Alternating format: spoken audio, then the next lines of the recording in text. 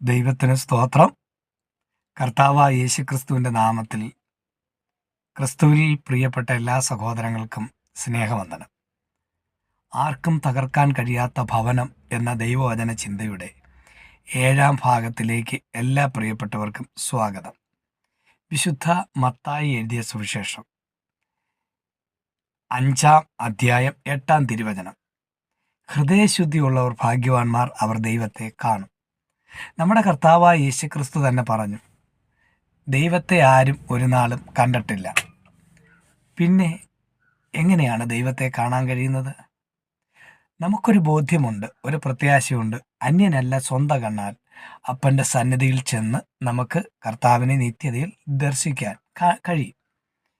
അപ്പോൾ ഇവിടെ ദൈവത്തെ കാണാൻ കഴിയുമെന്നുള്ളത് കൊണ്ട് എന്താ ഉദ്ദേശിക്കുന്നത്? നിത്യതയിൽ കാണാൻ കഴിയും. അപ്പോൾ തന്നെ ഇവിടെ ദൈവത്തിൻ്റെ സാന്നിധ്യം വ്യക്തമായി ജീവിതത്തിൽ അനുഭവിച്ച് ദൈവമുണ്ട് എന്നുള്ള ബോധ്യത്തോടെ, ദൈവത്തോടൊപ്പം ഇമ്മാനുവേൽ, ദൈവം നമ്മോട് കൂടെ, അങ്ങനെ ജീവിക്കാൻ കഴിയുന്നൊരനുഭവം ആർക്കുണ്ടാകുമെന്ന് ചോദിച്ചു കഴിഞ്ഞാൽ ഹൃദയശുദ്ധിയുള്ളവർക്കേ കഴിയത്തുള്ളൂ.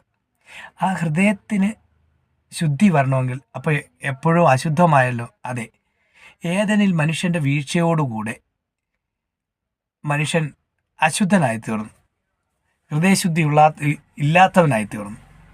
ഹൃദയത്തെ അശുദ്ധമാക്കുന്നത് എന്തൊക്കെയാണ്? കർത്താവായ യേശുക്രിസ്തു തന്നെ പറയുന്നു.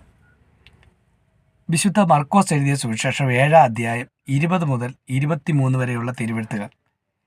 മനുഷ്യനിൽ നിന്ന് പുറപ്പെടുന്ന അത്രയും മനുഷ്യനെ അശുദ്ധനാക്കുന്നത്.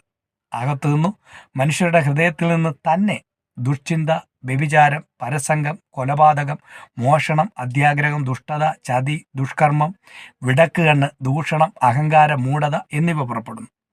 ഈ വക ദോഷങ്ങൾ എല്ലാം അകത്തുനിന്ന് പുറപ്പെട്ട് മനുഷ്യനെ അശുദ്ധനാക്കുന്നു എന്ന് കർത്താവ് പറഞ്ഞു. യാതൊരു അശുദ്ധനും നിത്യതയിൽ എത്തുകയില്ല എന്ന് വെളിപ്പാട് പുസ്തകം 21-ാം അധ്യായം 27-ാം തിരുവചനം പറയുന്നു. അങ്ങനെയെങ്കിൽ ഹൃദയശുദ്ധി ഉള്ളവരായി ദൈവത്തെ അനുഭവിച്ചറിഞ്ഞ് നിത്യതയിൽ എത്തിച്ചേരാൻ ആർക്ക് കഴിയും? യെഹെസ്കേൽ പ്രവചനം 36:26. ഞാൻ നിങ്ങൾക്ക് പുതിയൊരു ഹൃദയം തരും, പുതിയൊരു ആത്മാവിനെ ഞാൻ നിങ്ങളുടെ ഉള്ളിലാക്കും. കല്ലായുള്ള ഹൃദയം ഞാൻ നിങ്ങളുടെ ജഡത്തിൽ നിന്ന് നീക്കി, ശരീരത്തിൽ നീക്കി, മാംസമായുള്ള ഹൃദയം നിങ്ങൾക്ക് തരും. അതെ, കർത്താവിനെ രക്ഷകനും കർത്താവുമായി സ്വീകരിച്ച് സ്നാനപ്പെട്ട് പരിശുദ്ധാത്മാഭിഷേകം പ്രാപിക്കുന്നതോടുകൂടി പുതിയ ഹൃദയമുള്ള, ശുദ്ധിയുള്ള ഹൃദയമുള്ളവരായി കർത്താവിന് കൊള്ളാവുന്നവരായി തീരുകയാണ്. അതിനായി എല്ലാ പ്രിയപ്പെട്ടവരെയും കർത്താവ് സഹായിക്കട്ടെ.